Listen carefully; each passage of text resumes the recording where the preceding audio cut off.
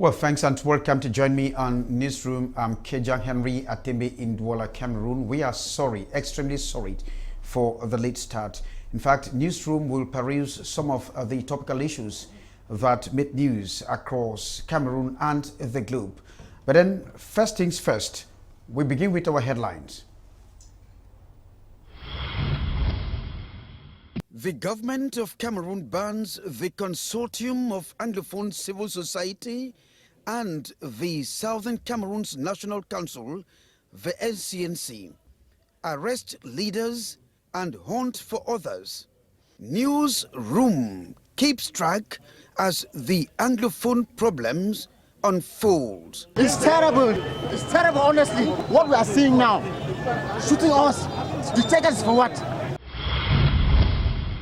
And as Barrister Agbo Felix Nkongo and Dr. Fontem Afoteka Niba remain behind bars, and as Wilfried Tassang and Barrister Bobda Harmony seek refuge in the U.S. diplomatic mission, we are asking on Newsroom today, who speaks for the Anglophones in Cameroon now?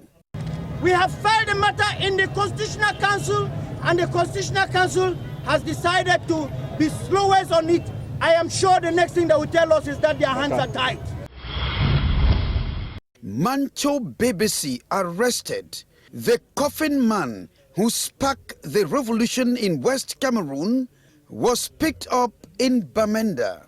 Newsroom today is questioning, will the massive arrest and detention solve the prevailing crisis in the Anglophone Cameroons?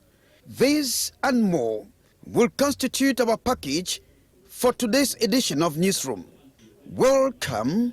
This is Newsroom, reaching you live from our studios in Douala, Cameroon.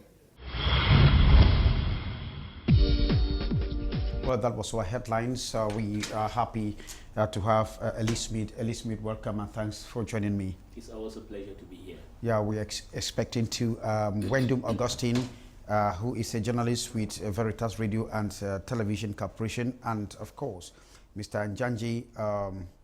Njanji Constantine, who is a former journalist with the LTM television. Well, we must be very precise here that fired just last week. Well, Ellie, you're a global affairs commentator. Ellie is a journalist with us here in Canal, the International Fadi Group. Ellie, well, just to set the salvo as a teaser, Ellie, finally, we are having Donald Trump as the president of the United States of America. Exactly. I think all those who said they were well educated and they were manipulating the people have now discovered that the people have spoken. Donald Trump is just surfing on a global trend that wants that people are tired of professional politicians. They want a new crop of politicians around the world. If you look at what happened in Philippines with Duterte, if you look at what happened in Hungary with Viktor Orban, we might not like what Mr. Tayyip Erdogan, the president of Turkey, is, but he has popular support. And we saw what happened in the United Kingdom of Great Britain and Northern Ireland, whereby the people decided against all opinion polls to vote for to opt out of the European Union. And so Donald Trump also is one of those persons who is not a conformist politician, and that the media did not see him coming, and all those so-called educated elites did not also see him coming. So he is the 45th president of the United States, and we have to, whether we like it or not, we need to accept the reality and the democracy. Democracy is the power of the people. And whether or not his reign will be short-lived, it might be one mandate. Come on. And again, finally, the ECOWAS is still on the neck of Yahya Jammeh, but they are probably being now prudent in the way they are to handle the issue. Yes, they are prudent because they are trying to give peace a chance. They are trying to give peace a chance, and they are also trying to give dialogue a chance. They are giving Yaya Jammeh an opportunity. But ECOWAS has done something extraordinary, which is going to set a precedent.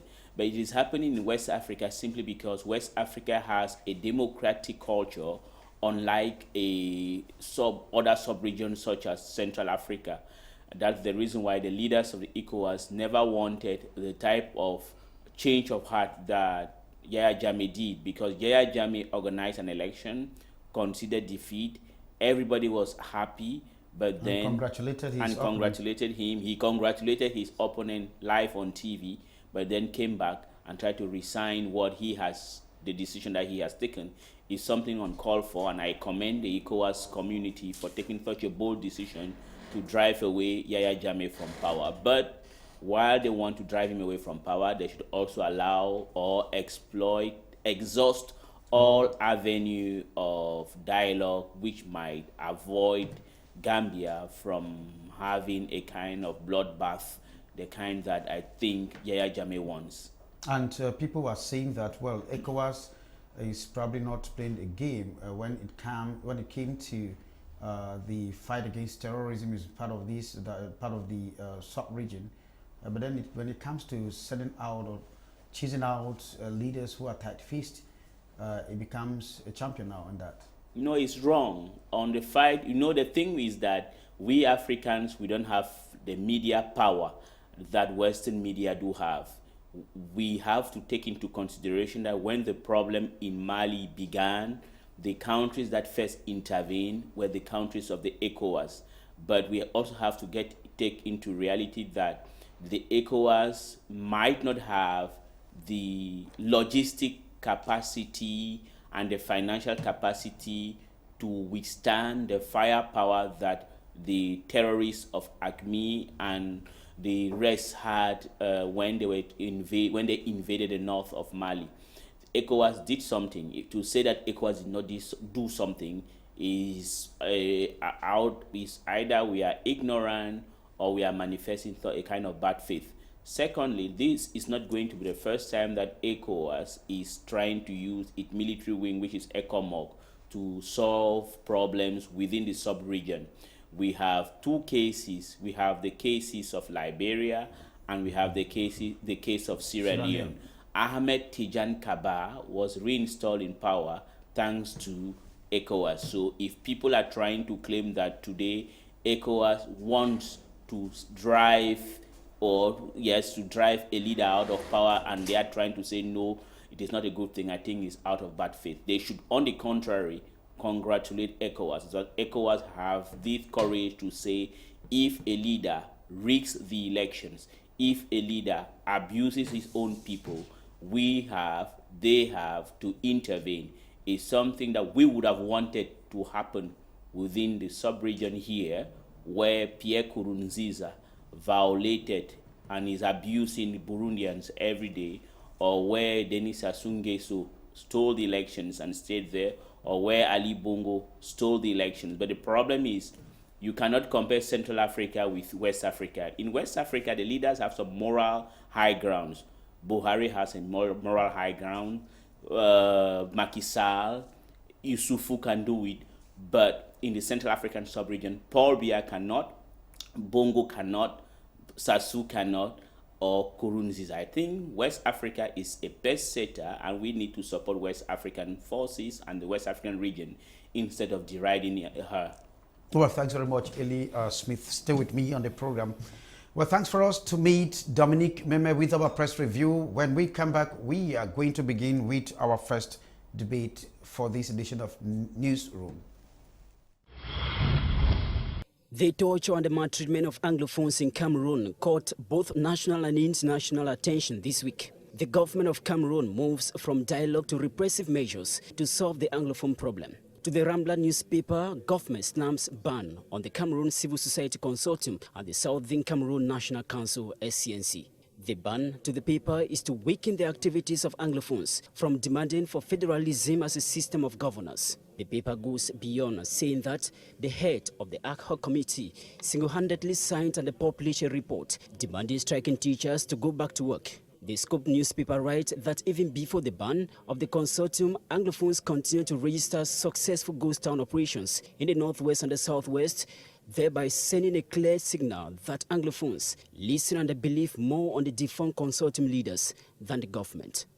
Following the successes of ghost town in the Anglophone regions, the Scoop tells us that the president and secretary general of the consortium have been arrested and detained in Yaoundé. Barrister Felix Bala Kongo and Dr. Fontem Neba, the paper says, remain in detention despite calls for their release. As the Anglophones' emblematic leaders continue to stay in jail in Yaoundé, the Post newspaper writes that Barrister Bernard and Akirimuna are mobilizing other lawyers to defend Anglophone leaders under detention. As the Cameroon government continues to hunt for those to arrest, the Post newspaper equally writes that other union leaders, like Wilfred Tassan, Secretary General of CATU, have sought refuge in an embassy in Yaoundé. Government goes beyond beating, arrest, and intimidation, blocking internet connection in the northwest and the southwest.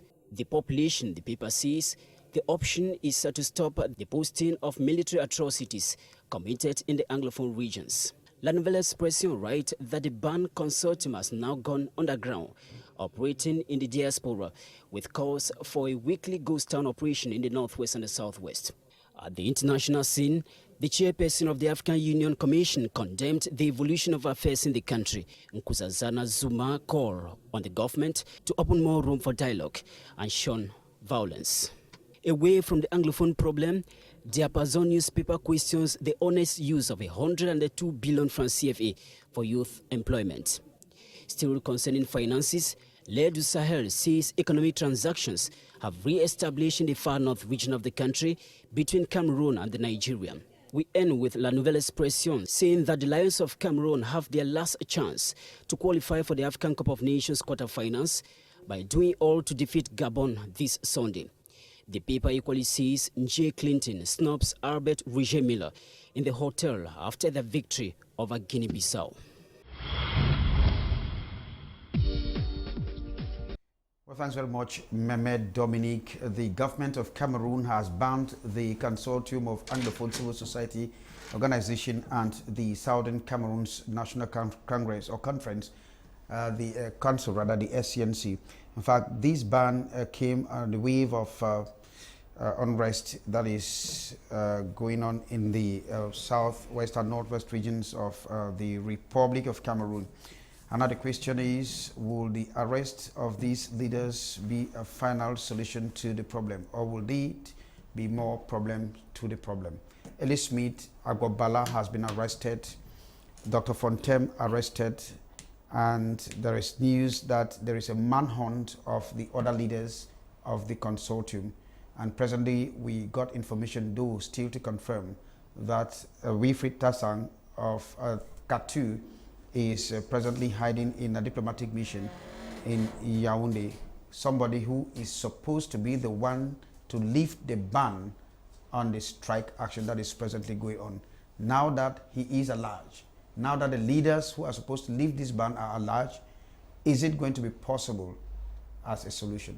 No, I think it's wrong. The government is just manifesting a characteristic bad faith.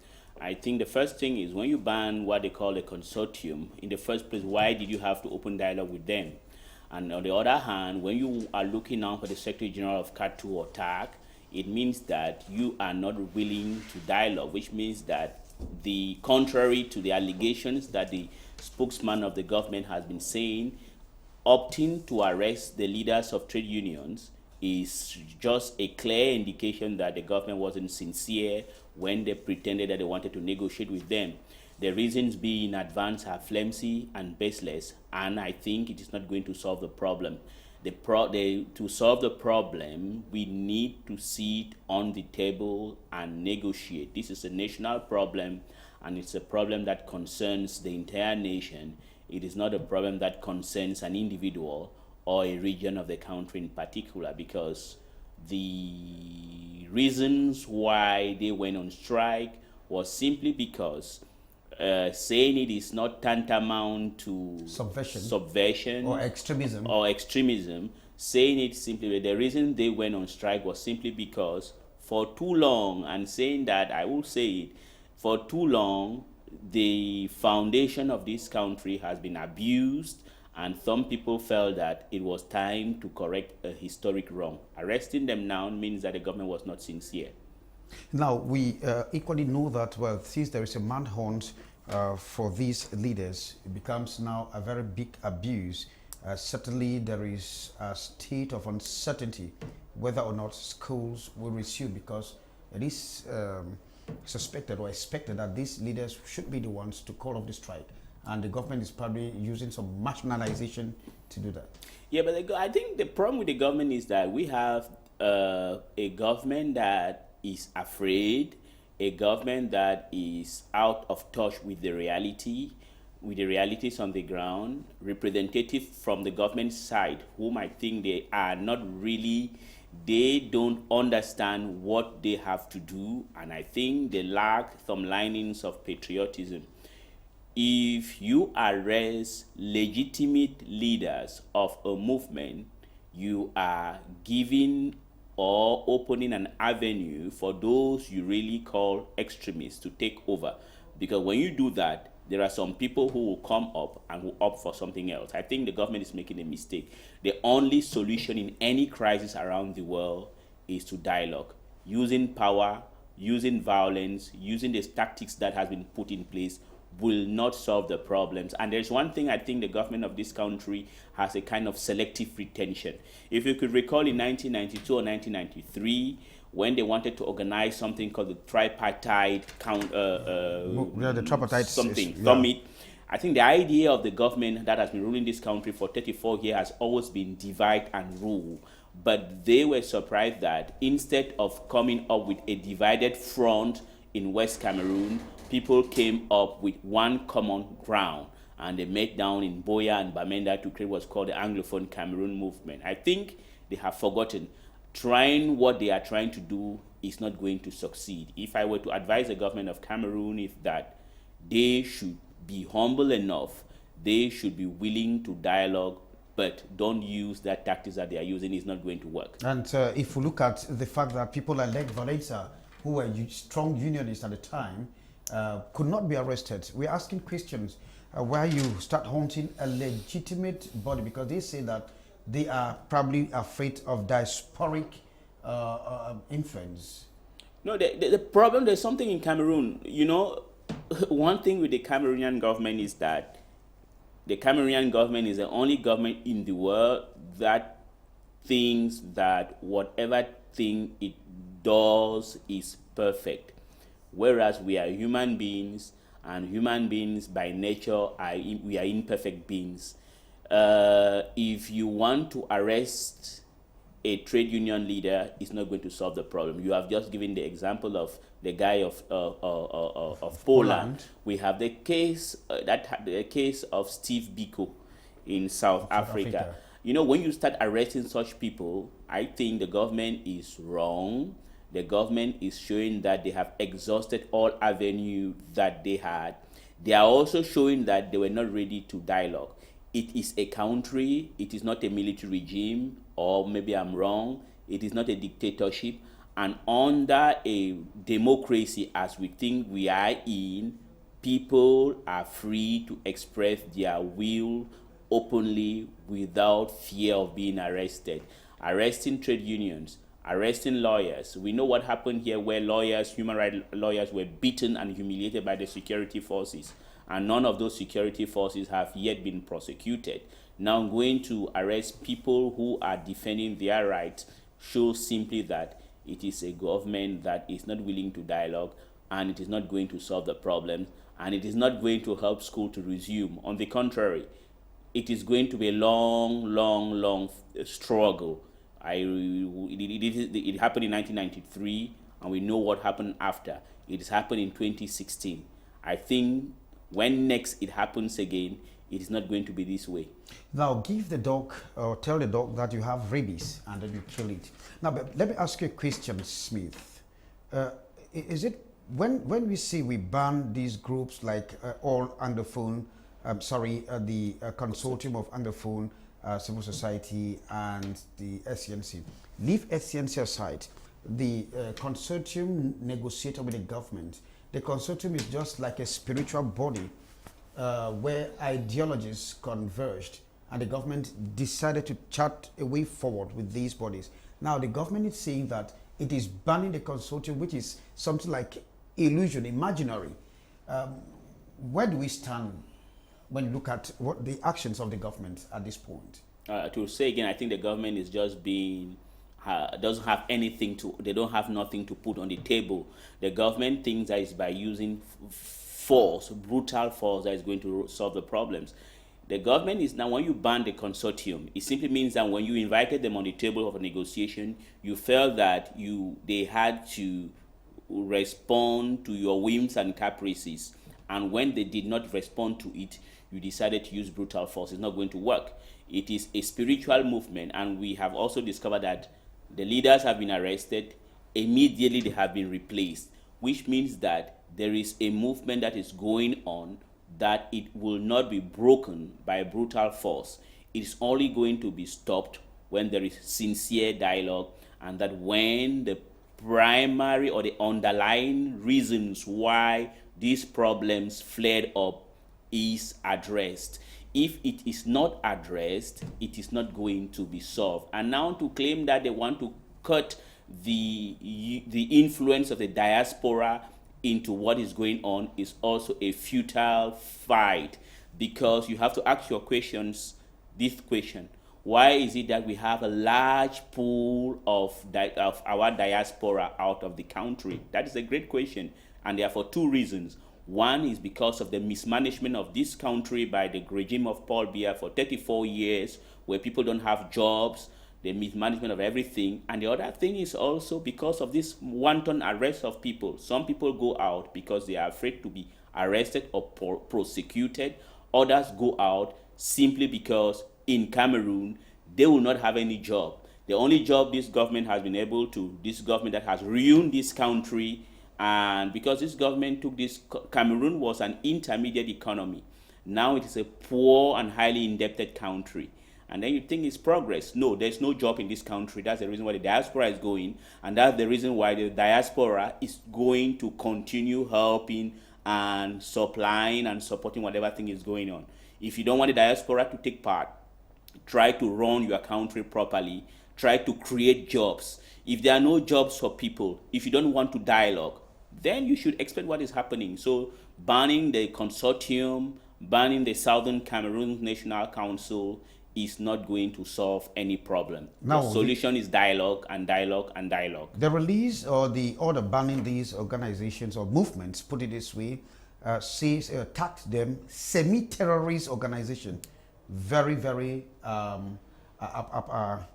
appalling there. The secession. Now let me ask you, Eli, this word secession, this word extremist, this word fundamentalist, is it anything wrong with it? Well, yeah, there are things wrong with it. If you are characterized as a fundamentalist, now I want to know what type of fundamentalist you are. Good. Are you a Christian fundamentalist or a Muslim fundamentalist? Now, if you say you are an extremist, you are extremist for what? Now, secession, well, it depends. In a democracy, people are allowed to express themselves on every opinion. You cannot arrest somebody simply under the ground that he has an opinion. No, you can be arrested if the law, if you have defied the law in any way. So they think that characterizing people or name calling organizations and people is not going to solve the problems in Cameroon. Cameroon has a problem. And to say that Cameroon doesn't have a problem is a lie. There is a problem that began in Cameroon in 1966. I think 65 or 66. Why did Jungle Foncha leave as the vice president and prime minister of West Cameroon and was unilaterally replaced by Solomon Tande Muna, who was not elected in Southern Cameroon's parliament? There are a number of things. This country is a country that is built on a foundation of lies, and saying that we need to go on to a negotiating table to rectify or correct historic wrong is not tantamount to secession, is not in any way, by any length of interpretation, synonymous to secession. Is just simply that people want things to be corrected. And if you don't want it to be corrected the right way, there are many options on the table to be used, or that can be used to correct wrongs. Well, let's go and meet Calvin Tekam, who is producing today's edition of the program Newsroom, to have this report on the consortium of Anglophones, civil society, in fact, the arrest of the leaders of the consortium. When we come back, we will continue with our discussion. The president of the consortium of Anglophone civil society, Barrister Agbo Felix Nkongo, and the Secretary General, Dr. Fontemniba, have been arrested. They were arrested yesterday in Buea by security forces after a press release read on the CRTV banning the activities of the consortium and the Southern Cameroon's National Conference, the SCNC. The consortium retaliated by publishing its own release transforming the operations of the consortium to Europe. Reading between the lines of the release, it is clear that the leaders of the consortium had prophesied their arrest. Their arrest came after ongoing talks to solve the crisis collapsed. Sporadic riot punctuated the towns of Buea, Ekona, Muyuka, and some villages in the Fako division following the arrest of the two consortium leaders. In line with the ongoing crisis, the diplomatic corps has met with the Minister of External Relations for a lasting solution to the problem. In the meantime, schools remain closed in the English-speaking part of the country.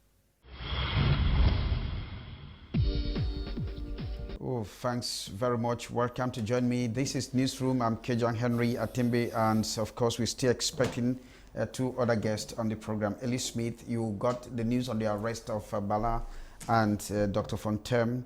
The others, Abangma, are probably on the run. Well, for what reason we don't know. Now, free schools of thought. There was this question of reunification with the Cameroon, or La République, unification with Nigeria, and cessation. That is to say, stay on your own. The third option. Third option. But then this word of the third option seemed to be very disturbing in the minds of some people. And now it starts like terrorism. Well, I think the government of Cameroon, once again, is naive and it is afraid. The problem, there's something I would give two examples. You know, in the United Kingdom of Great Britain and Northern Ireland, you have a country called Scotland. I think the Scottish and the English are today united for, if my calculations are not wrong, for almost 356 or 57 years. But yet, the people of Scotland almost always wants to have their independence, and nobody has arrested anybody in Scotland because he or she is expressing his view to quit the United Kingdom. That is the reason why a fourth thinking person called Tony Blair came and brought what was called devolution of power, whereby the Scots, the Northern Irish, the Welsh had some kind of limited autonomy. Then we have to leave the United Kingdom and go to the North America. In North America, you have a country called Canada. And within the Canada, you have the French-speaking province of Quebec. And the Quebecois have a movement called Bloc Québécois. The Bloc Québécois, on two occasions, wanted a referendum to secede from Canada.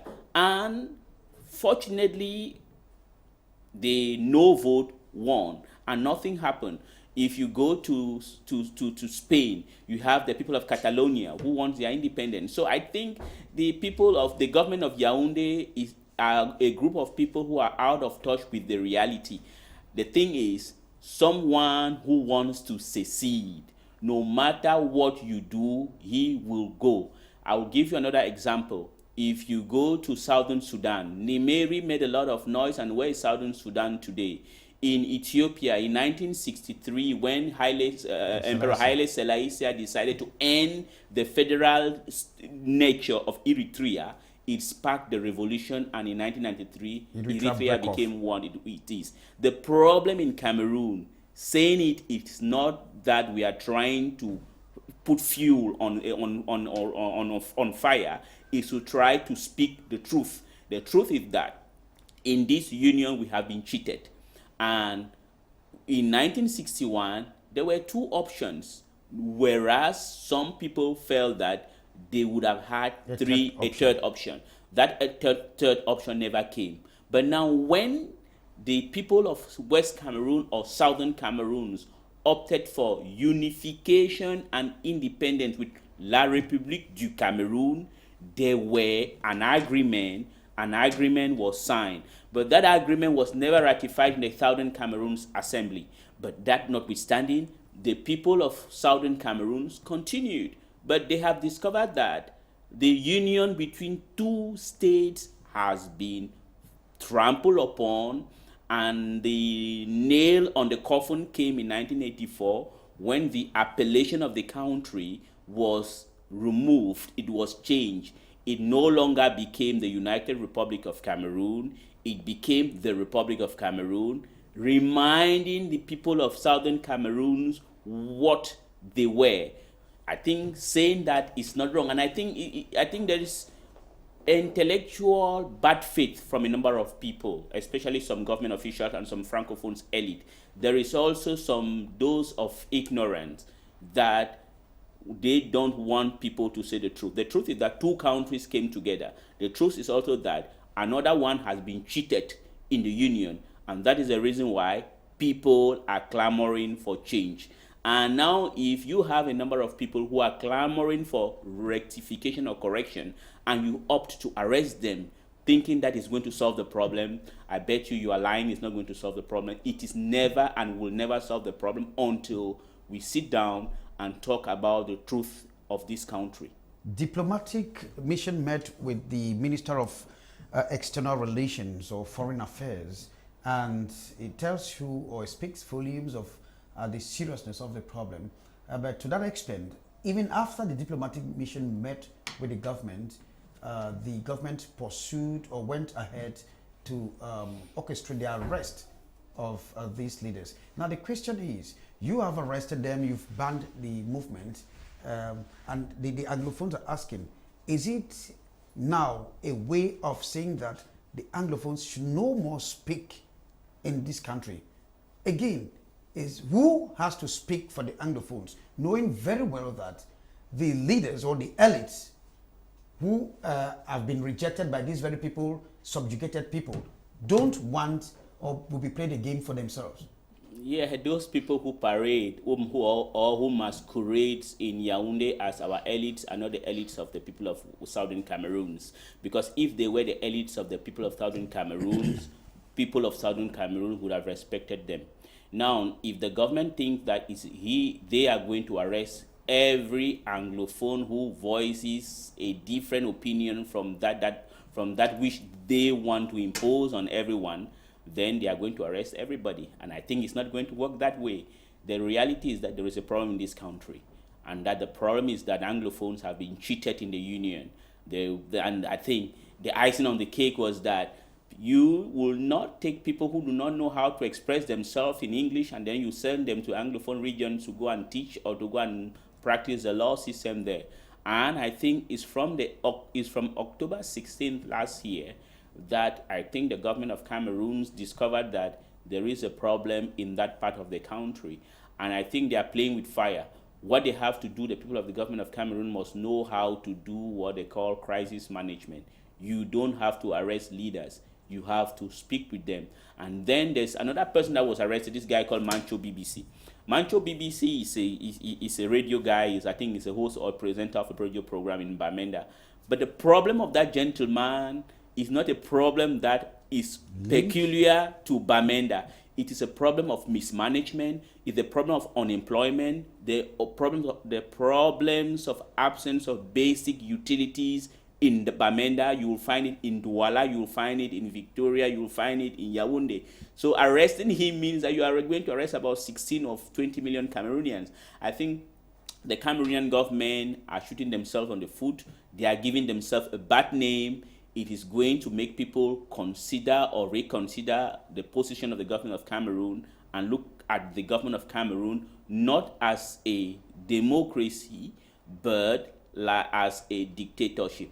And I think it's something that the government of Cameroon doesn't want it, or it is out of ignorance. You have to understand that we are human beings. I think they are afraid and they are manifesting some kind of immaturity. But I think if I were the government of Cameroon, I'm going to free all those arrested and then come onto the negotiating table and ask the question, what is going on? How can we solve the problems the problem that is in West Cameroon today? If it is not solved, you will not solve it by arresting people. The government says it's going to give them a fair trial. Is going to give them a fair trial before you arrest them and then decide. Though they will be tried under the terrorism law as it was propounded. But they are not terrorists. The real terrorists are in the far north called the Boko Haram. You cannot come and arrest somebody who is a lawyer. Are you trying to tell me that somebody like Tassang is a terrorist? Are you trying to tell me that Barrister Bala or Dr. Fontaine? No, they are not terrorists. That law, we knew that it was in preparation. It was a kind of preparing the ground for what they were planning to do. That is, try to arrest anybody that has a divergent view. But I don't think they're going to have any fair trial. The good thing for the government of Cameroon is that free those people and then come to the negotiating table and try to seek a solution. Well, the banning of the movement, a consortium of Anglophone civil society and the SCNC, most especially the SCNC, will probably mean redefining the school curriculum. What do I mean by that?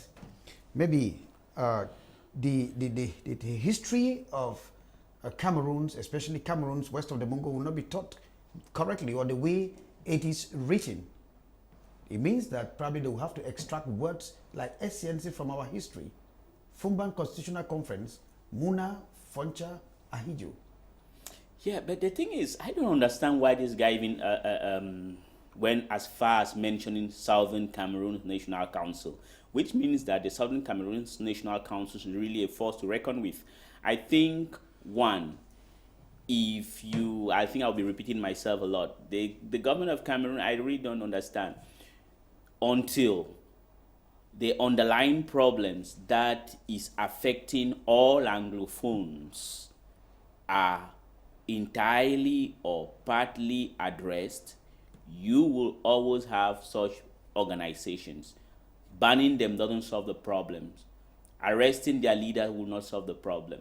The solution lies in just dialogue, to try to dialogue. You will not arrest a lawyer and say he's going to have a fair trial. It's not going to solve the problem. And it's not by arresting the head of a teachers' trade union that you think schools are going to resume. Schools are not going to resume simply because you have a kind of rudderless ship right now. And I think arresting people with whom you can dialogue, you open an avenue for extremists, the real ones, to emerge. And that is when it is going to be tough for the government of Cameroon. And I want to say this thing abundantly clear.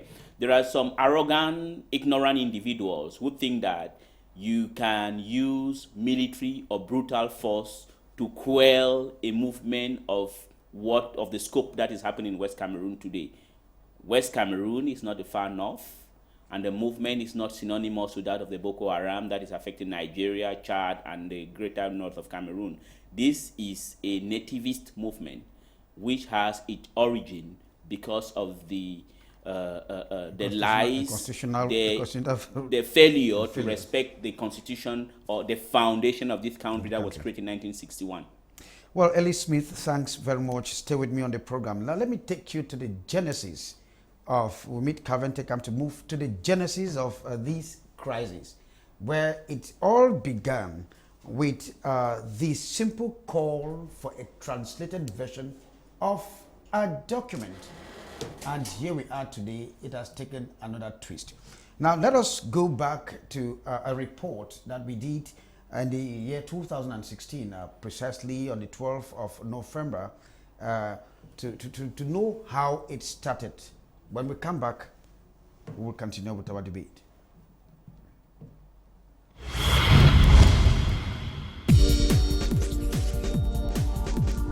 Lawyers of English expression in Cameroon are requesting the translated version of the Ohada Uniform Act. Barrister Roland Abeng is championing this cause. It's unacceptable that despite the dispositions of our constitution, despite our laws, in the 21st century, we are in a position where we have to beg for legal texts to be translated. 55 years after reunification, it has dawned on the Anglophone lawyers, many of whom have lost clients, to bring this issue to the forefront. OHADA has done the laws in French. Our government is supposed to make OHADA understand that these texts, according to our constitution, are not applicable until they are published in both languages. Don't forget that OHADA is 4 different languages. You have the English, you have English, French, you have Portuguese, and you have Spanish. In Guinea-Bissau and in Equatorial Guinea, they use the text already in their languages, translated by their national governments. Cameroon government has simply refused to translate OHADA text from French to English. Far from being politically motivated, Barrister Abeng thinks it is the right of all lawyers to have the translated version of the OHADA text. Other countries under the OHADA umbrella have done so. My French-speaking colleagues are better placed than me because they have the text in the language in which they practice. What of the lawyers in Bamenda, Boya, Kumba, Mamfe? They need this text in the language they use every day. That's the first thing. It's not only practice. We are talking of Vision 2035. Investors come into this country every day and you cannot give them text in English. Investors coming from Britain, from the US, you talk about OHADA law and you cannot give them the text in the language they can read. You tell them that it's under translation. What excuse you are? This is Cameroon. That's it. So it also has an impact on our investments. What about our children in the University of Boya? Obamenda. You punish them. And it affects the language, the English that we speak. Conscious of this legal shortcoming, the president of the Bar Council, Barrister Nye Kamga, wrote to the Minister of Justice and Keeper of the Seal and to the Secretary General of the Ministry of Justice, who is the president of the OHADA Commission in Cameroon. According to sources from the Bar Council, the call seemed to have fallen on deaf ears. The planned press conference, which the lawyers will hold on October 1, would be to express the necessity.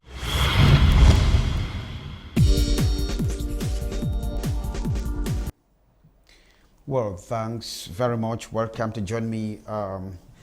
That was a report that we conducted in the month of October, and Ellie Smith, you followed the report. Reaction? Yes, my reaction is that when I watch Barrister Abeng, and I think he's a kind of guide or a kind of spiritual leader of this consciousness that if the wave is going through West Cameroon. Because what he has said is very important. It is really a shame for Cameroon, a big shame that we parade all over the world to claim that we are a bilingual country, and then administrative documents are simply monolingual. As far as I'm concerned, I'm not surprised, because there's one book I like to cite here every time. It was written by the governor of East Cameroon. His name is Pierre Mesmer. He was the governor of East Cameroon and the governor of Algeria. The title of the book is in French, Les Blancs s'en vont. I've forgotten the page. There is a way he wrote that Cameroon has become a bilingual country with official language, with French and English as official languages, with French and English, but French as an official language, is something that speaks volume on the mentality of those who are governing Cameroon. And the problem is that you have to look at the origin of East Cameroon. East Cameroon is governed by impostors. For example, the father of the nationalism of East Cameroon is not Amadou Ahidjo, it is André Marimbida. Simply because André Marimbida was not acting like a stooge to the French, he was sidelined and his vice became the president of East Cameroon. And how do you expect impostors who usurp the title of nationalists to govern properly? No, because the problem, Anglophones can get angry, but the problem lies in East Cameroon because the UPC, that would have been the nationalist party that had as program independence and unification, were sidelined to have people who dance at the whims and caprices of France. And the big stooge was called Amadou Ahidjo. And I think the foundation of this problem of Cameroon lies in one man. He's called Amadou Ahidjo because he is the one who decided to destroy the foundation of this country. But where I feel saddened is that we have one journalist here called Binji Anani Rabie. He said something once at STV that Paul Biya, the president of Cameroon, prior to 1972, had about 10 police reports whereby Paul Biya was against the end of the federal system. But I find it appalling and disheartening today that he is at the head of this country.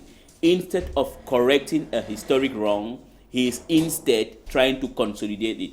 Because if, for example, people might say, well, why are Anglophones bothering themselves? When you go to Ethiopia, in Ethiopia, for example, an investor who comes to Ethiopia with documents, if it is not translated in the Amharic language, you will not do anything in Ethiopia.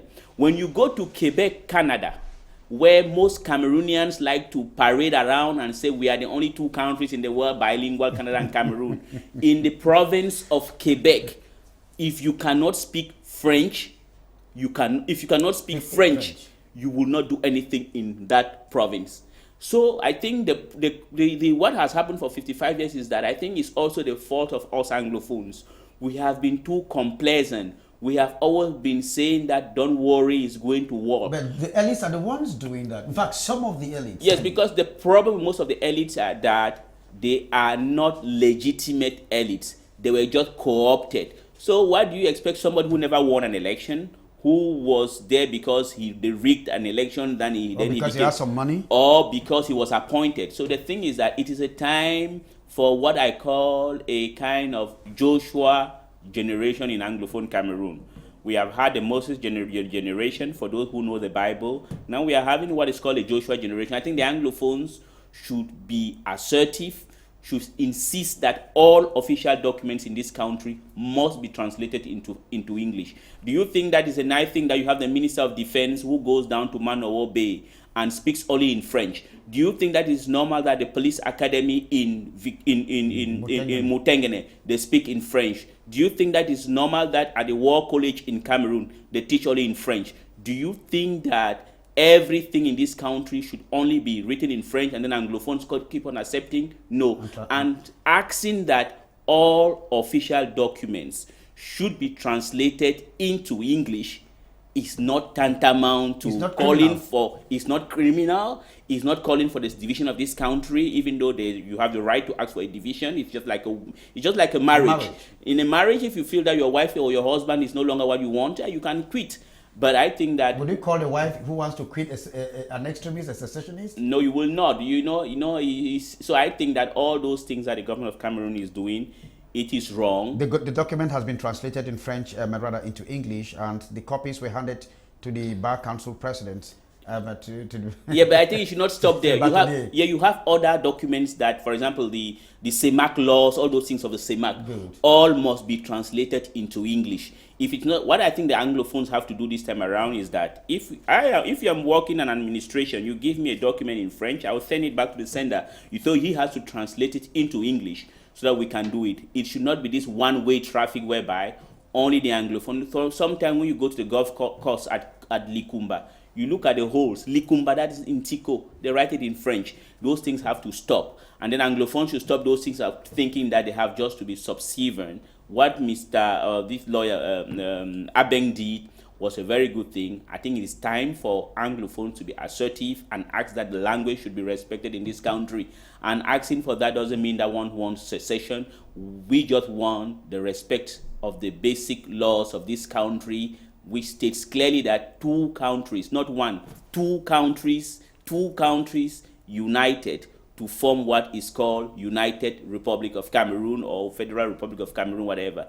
You cannot come and tell me this trash, this intellectual dishonesty in thinking that we don't have two Cameroons. Those who think that there's no two Cameroon, let them speak to me in German. Why do they speak in French, for Christ's sake? There are two Cameroons that came together in 1961. It's simply because one part has been hoodwinked for too long that we are having what is going on, and it has to stop. Thanks very much, Eli. We are still moving back to the genesis of this crisis. Kavin Tekam would take us to back in the year 2016 and to meet, to get this report on how it happened. And if there was timely intervention, I think we would not have been where we are today. When we come back, we'll continue with something different. Buea, the chief town of the southwest region, was heavily militarized as lawyers of common law practice were about to take to the street on November 10, 2016, in consonance with a strike action called by the common law lawyers. After Bamenda, common law lawyers drifted to Buea for the strike action. They came from Meme, Faku and Tekupe Mwaninguba to protest. And as they were poised to converge at the appeal court to begin their protest, their action was punctured by heavily armed police officers posted in strategic junctions of the town of Buea. A group of lawyers were hemmed around Great Sopo in front of OIC by police officers on board a mobile van. They were beaten up with cops and their wigs and gowns seized. The corporation was militarized. On coming back here, the police van, which was contained about 200 police officers, blocked our own car, verbally armed, seized our wig and gowns. So I don't know if they have been going to law offices to seize police wig and gowns. The law is very clear. They are not supposed to pop into law offices. We are not criminals. We are fighting for our rights. We are fighting for this thing. We want to express. So Buea now is a military state. The strike action by lawyers going on. It's going on. Is it not the strike action going on like this? It's going on. No lawyers. That's why you see us fit and proper. We are formally dressed. We came for this today, and they have been using intimidation. They have intimidated the lawyers. Our wig and gowns have been seized from us. They are bombing to law offices. It is bad. It is condemnable. It is unacceptable. The lawyers were seriously beaten before the naked eyes of onlookers. They have promised to continue with their strike action despite what they called tyranny, repression, and militarization. Lawyers from Limbe and Tico were blocked around Mile 14 Dibamba from joining their colleagues in Buea. Serious checking of passengers by a combined network of security operatives was conspicuous as they were out to fish for lawyers, even in public transport. And at press time, there were reports that lawyers in Muyuka marched without any police brutality. We are here because we are angry. We can't be treated like this. This is a peaceful demonstration. We were soon over to go, and we can't be treated like this. No, we were doing a peaceful strike, and it went through successfully. We don't know what happened at the end of the strike. I mean, we could see tear gas being burst in the air for nothing. I don't understand. It's terrible, honestly. It's terrible. This was a peaceful manifestation. But what we are seeing now, shooting us, the tear gas is for what? We'll discuss after. Thank you. We want to make it very clear that many other civil society organizations have indicated their support of our action, our peaceful action. CATU is particularly mentioned here with TAC, the Taxi Drivers Union, the Professional Drivers Union, and we thank them immensely for it. And I will not stop from saying that the entire public of this country, even our Francophone colleagues, they have given us their commendation for making sure that the country does not die from a heart attack because of a blood clot. The blood started clotting, and we decided now to take children aspirin, which is this street demonstration. Eli. Yes, sir. That was Harmony closing it up there, and you saw that was the genesis of all this. If that would have been solved by the Minister of Justice earlier on, I think we would have been where we are, like we said. Yeah, I think I will not be abusing if I apportion the blames of all what is happening today to two individuals, the Minister of Higher Education, Professor Fem Ndongo, and the Minister of Justice. In this particular case, the problem with the Minister of Justice is that you need to look at his body language, his composure. He seems to think that he's a kind of demigod. I think he underestimated the resolve of the Anglophone lawyers, and here we are today. This thing happened last year, and it is extending today. It simply shows that the Minister of Justice was not proactive.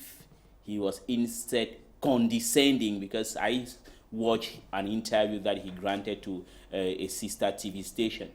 So I think the person that has the responsibilities of what is going on today, as far as the lawyers are concerned, is the Laurent Esso, and as far as the teachers are concerned, it is Mr. Fem Ndongo. Because if those two some were people who were humble enough and knew and they were proactive, we would not have been where we are today. But I also think that they neglected the movement. They felt that it was one of those other movements that we have. They could corrupt. That is on this other side of the Mongo, that you buy the leaders willy-nilly. But it did not happen in that other side of Cameroon, simply because there is a problem, and you just need there is a kind of long simmering problems, and then you just need one mismanagement, as those two some did. If we were in a serious country, I think those two individuals would have been shown the door. But since they think that they are so influential, they are so powerful, and they can always gang up and invent stories, that's where we are today. But it is a pity that Cameroon is going down the drain, and that Cameroon is showing a spectacle of desolation around the world as a country that doesn't permit people to express themselves openly and independently. Well, thanks very much, Eli. We are going to move to our second discussion for the day, which has a direct connotation with what has been going on. In fact, according to the government, the diasporic community is responsible for organizing protests using social media platforms. Access to the internet blocked to all the social media sites, including Twitter, Instagram, Facebook, Viber, that is in the West Cameroon. In fact, the consortium actually published an alternative internet facility. But then the question is, will this still be another problem? Censorship, which is certainly going to frustrate people the more. I would like to have our own very Kaventekam to take us back to what we did some time ago, Bandolo. There was a newsroom that we did. Bandolo made a certain reaction on why the social media must not be curtailed from the people. When we come back, we will continue with that discussion. Let's watch. This tune is going to bounce back to it forcefully. You cannot stop this young generation that we have from communicating. And if they think that is going to control the social media, that will solve the problem. No, let them solve the problem. The social media is not the cause of our problems. And so they should not go and say people should not communicate or use the social media. To me, it's as we say, these are the kind of negative impact when we start having contact with people like Vladimir Putin, China. They start giving this kind of negative ideas to our leaders. Because I'm sure that is not coming from America. It's coming from Russia, from China. Yeah. Really? Those China, for your information, China and Russia are supporting all dictators in Africa. No, that's not true. Just, China, no, China, about, China and true. Africa, China, whether you like it or not, I'll talk like in the position of an in economic sense, whether you like it or not, China and Russia land. create the best impact. They've changed the lives of Africans more than any other country in the world. Good. You like it or not, it's the fact. Figures speak for Yes. themselves. Can I land? One second. Without Can I China, land? Africa will be We all going do- right we- down. down. Whether you like it China or provides not, a what we protect- need to do is to But regulate. with all due respect, China economically has savaged Africa. I can agree with you. But when it comes to democracy, And what do you want? Do you no, want the economy no, to be boom? no. Or you want When the democracy? economy is good, you forget about No, no, no. politics. We need Okay. our When you freedom. can have job, you forget We about need politics. our freedom. Our What time- what does freedom mean? our Where you time- cannot No, move, where you cannot no, travel. we need our Our freedom time- first. What our- does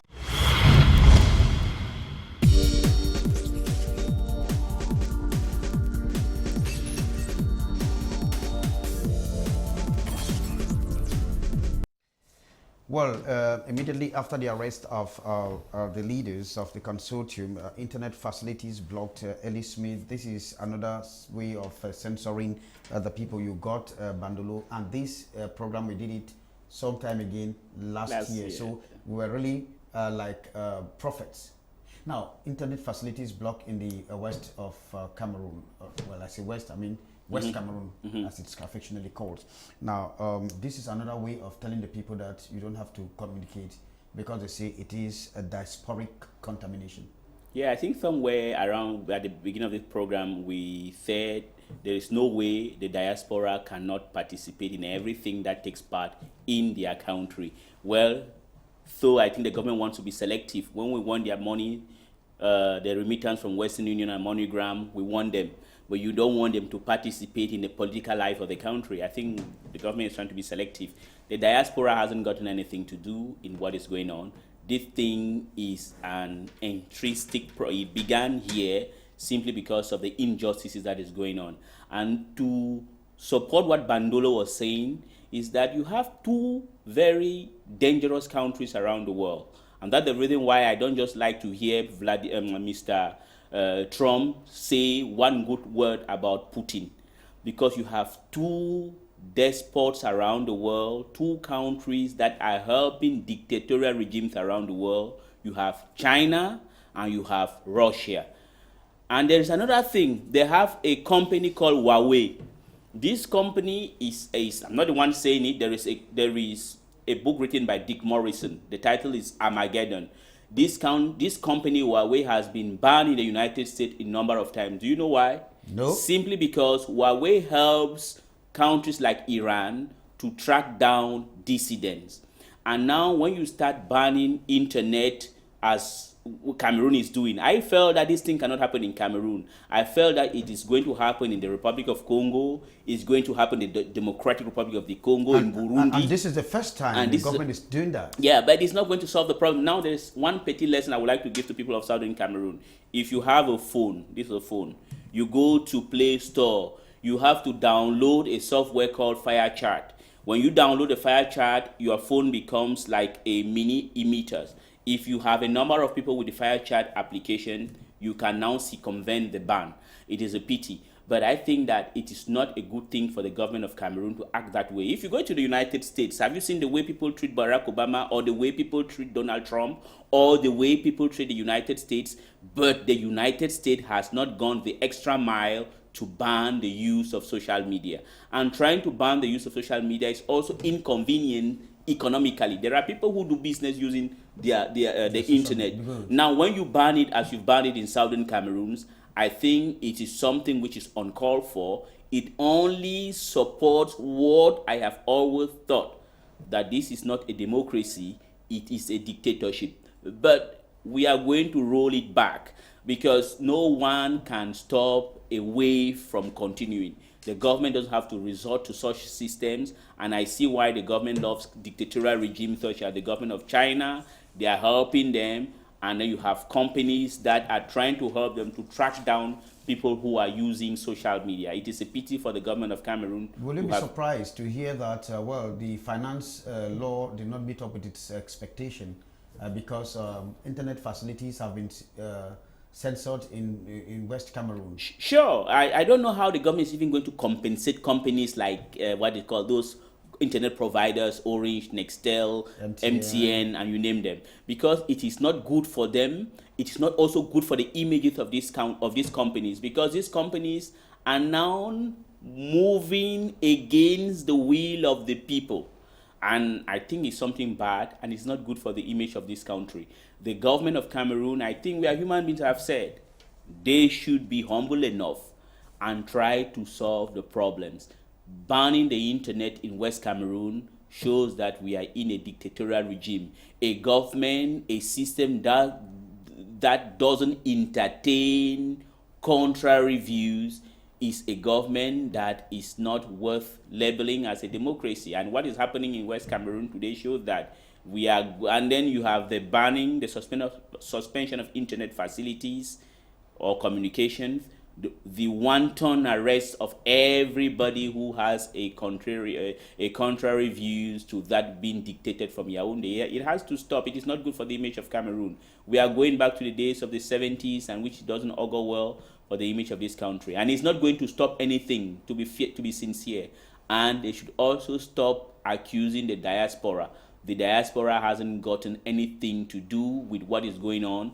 A lazy craftsman always quarrels with his tools. So that is the problem with the government of this country. Well, thanks very much, Eli. We have a short transition.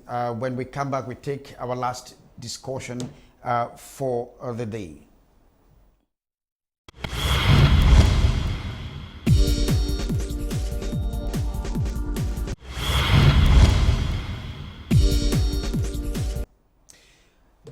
Welcome back. This is Newsroom. I'm Kejang Henry in Douala. Well, the National Communications Council, in another move to preempt Cameroonians west of the Mungo, not only Cameroonians west of the Mungo, at least Cameroonians in general, from making contributions to the ongoing crisis, has taken some move. I'm talking about the National Communications Council. Its President Peter Esoka has published a release which is similarly hanging like the sword of Damocles on the neck of media practitioners. And the release is now being interpreted by some as stifling press freedom in Cameroon. Isaac Ndi, popularly called across Cameroon as Awilo, and Constantine Janji, alias Wams, were fired from LTM television. And it is reported that the Minister of Communications gave instruction to the boss of LTM television, Dinali or Beth Moha, to fire them. Ellie Smith, now it is like the journalists will not talk again. Canal has been warned, Equinox Television, STV, La Nouvelle Expression, Le Messager, The Guardian Post, and maybe 2 other media outfits. It means that press freedom is finally stifled. Yes, it's under threat. It was coming. We saw it coming. Well, I find it is a pity for a respected colleague such as Peter Esoka to be the person taking such a decision. I can understand. He's a servant of the state. He's working for an institution. But as press men and women, we are not going to be impressed by those mere threats. They tell us report objectively. We don't understand how objective we should report on these. Yeah, the thing because is, if there's a crisis, we should say there's a crisis. Yeah. We have all been calling for a dialogue. So is it something more than that?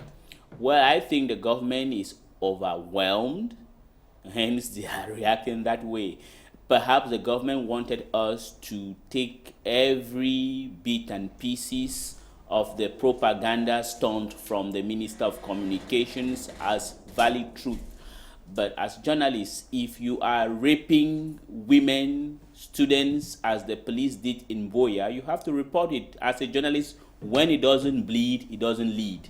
when it bleeds, it leads. So we are doing our job, and I think it's a mistake on their part, but reasons will prevail, and they will find that what is going on, they made a mistake. And I find it appalling and disheartening on the part of the directress of LTM television to fire two of her brilliant journalists, Awilo and Wam. So it's a pity, because those guys were doing their job, and it simply shows that the state wants to take control over everything. And that's the reason why there are many people in that government who love people like Vladimirovich Putin. Because in Russia, people who love Putin, in Russia you cannot express any views contrary to the Tsar of Moscow. But what is happening in Cameroon is uncalled for. But I think that the government of Cameroon is going to exercise restraint, and they are going to see reason and will stop this wave of wanting to repress freedom and wanting to ban the press in this country. It is not going to happen. I think, I don't know how they want us to cover this event. Do they want us that if something is taking place in Victoria, you don't report about it? Do they want us that if something is happening in Bamenda, you don't report about it, and you say something contrary to the reality? No, as pressmen and women, we think that we have to report objectively, and that is what we are doing. I think if the National Communication Council felt at any point that there were some professional shortcomings, I think they would have maybe told us that we expected you, or we would have expected you to report this way or that way, but you reported only this way. But I think we have been professional, we have been balanced, and we have given the opinions of everybody. And above all else, we have always called for dialogue, and that is what we have been calling here. We will not, under any circumstances, encourage or support violence by any thresh of interpretation, and we will not also encourage the government to carry out wanton arrests or any form of abuses as we have seen. But I want to ask you a question. I don't know what happened to those policemen who raped a girl at the University of Boya. What has happened to them? That is just rhetoric anyway from you. Now, Ellie, it reminds me it reminds me of the 90s when a group of journalists at the time, we could always speak of the Cameroon radio, television, when they published the book, The Prison Graduate. I'm talking about Temfak Ofegi and Boo Herbert. And you know what happened during the pro-democracy era, where had people like George Tani and Imbom Monju Beatrice, Dr. Tata Menta, you have the Asonli Frank Kemleke, the Moses, etc. They were arrested at that time, and democracy or whatever saw the light of the day. But what a contrast, 1990 till the year 2017, 26 years after. Yeah, it means we are probably going down the drain. Yeah, we are trying to roll back, but I think that there are things you cannot stop. It's like a wave that you cannot stop. You can use all sorts of stratagems, but it is not going to stop what is going on. Those colleagues you mentioned were really role models then. They were bold enough, and because of the sacrifices that they did, this country became what it became. And I think we are also people moving on their footsteps, and we have to be courageous enough, but we also have to be professional and objective in the way we are doing things. And as journalists, we have to denounce human rights abuses, we have to denounce corruption and all the ills that this government has excelled better than any other thing, which is corruption, human rights abuses, and things like that. So I think, anyway, what I think is that the government is just simply afraid. They don't know what to do. And their manifestation is that of a person who lacks the options and thinks that the only way to act is to act like a bully. And bullies, we know the end of bullies. So, but I think the government of Cameroon will see reason, as I said, and then we'll come back to reality. And these companies that are supporting them in cutting communications, I think something has to be done to them, and they need to justify why they are doing what they are doing. But there, as I've said, we have other methods to circumvent any such bans, which I think I have already provided. I know, I think other people know it already.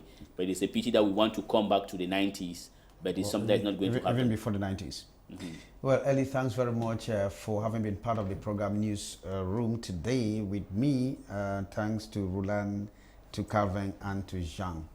Well, Ellie, let me ask you a question before we leave. Yes, sir. Do you know, have you read the book Prisoner Without a Crime? No, I've heard about it, but I've not read it. Abel Boko. Yeah. Abel Mukong. That is a guy that I really love. Abel Mukong wrote A Prisoner Without a Crime, yes. Because he was, in fact, the only crime he committed was to talk against the government. Yeah, because he knows. Or to say what he saw, which was not correct. Which was not correct then, because he just said what is happening today, because Albert Mukong was criticizing the injustices that Anglophones have undergone since unification.